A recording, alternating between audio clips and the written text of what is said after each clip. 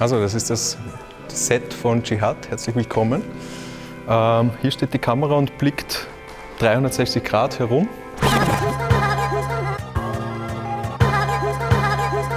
Dschihad erzählt auf unserem Laufsteg dem Publikum über den Kulturkonflikt, in dem er steht, um dann am Ende vor der Kamera zu landen mit seiner Schlussbotschaft.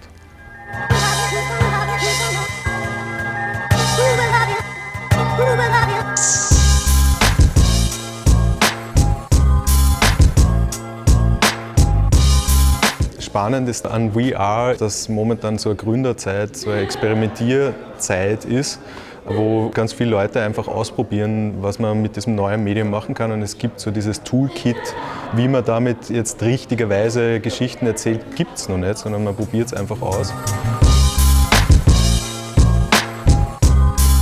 Die größte Herausforderung für Storytelling in Virtual Reality besteht meiner Meinung nach darin, dass man die Fantasie des Zusehers nicht ignoriert. Man kann das jetzt vergleichen, wenn man ein Buch liest, dann braucht man sehr viel von seiner Fantasie. Man muss sich das alles ergänzen, wie das alles aussieht. Wenn man sich ein Video anschaut, einen klassischen Film, dann muss man ergänzen, was eben nicht im Frame enthalten ist. Das heißt, die Fantasie arbeitet auch hier, baut diese restliche Welt dazu. Bei einer 360-Grad-Umgebung ist alles schon da. Das heißt, egal wo ich hinschaue, es ist überall Information. Der Zuseher wird richtig zugeballert mit Information. Das heißt, ich glaube, bei solchen Erzählweisen muss man darauf achten, dass man die Geschichte so gestaltet, dass das Narrativ noch genug Raum lässt für die Fantasie. Das heißt, man muss die Dinge so erzählen, dass man die Fantasie des Zusehers nicht zumüllt oder abkillt, sondern dass man sie fördert. Und deswegen braucht es ganz spezielle Geschichten für VR. Es ist viel aufwendiger natürlich wie jetzt dann bei einem klassischen Film, weil man einfach nur den Bildausschnitt dirigiert, sondern man muss halt einfach in alle Richtungen denken. Was für mich das Herausforderndste ist, ist das Timing der Geschichte und der unterschiedlichen Handlungen, wie man die einbringt. Und man muss sich halt gut überlegen, kann man das szenisch irgendwie aufsplitten oder muss man das als One-Take machen, und beides ist für sich eine Herausforderung.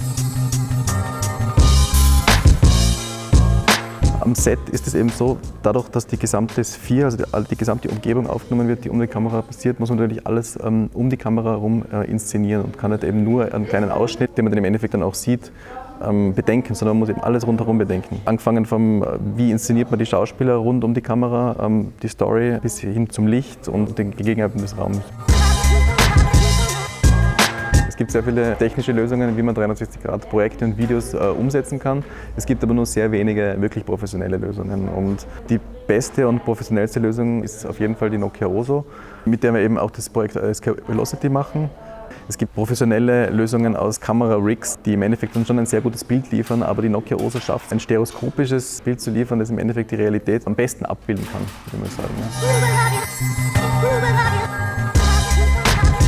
Die Neurowissenschaft hat belegt, dass Immersion das Mittel zur Empathievermittlung ist und Virtuality ist das immersive Medium schlechthin. Welchen Sinn macht es, ein neues Medium zu erforschen und ins Portfolio aufzunehmen, da zu investieren? Es macht dann Sinn, wenn die Inhalte Sinn machen, und das ist der starke Drive, den wir mit Escape Velocity verfolgen.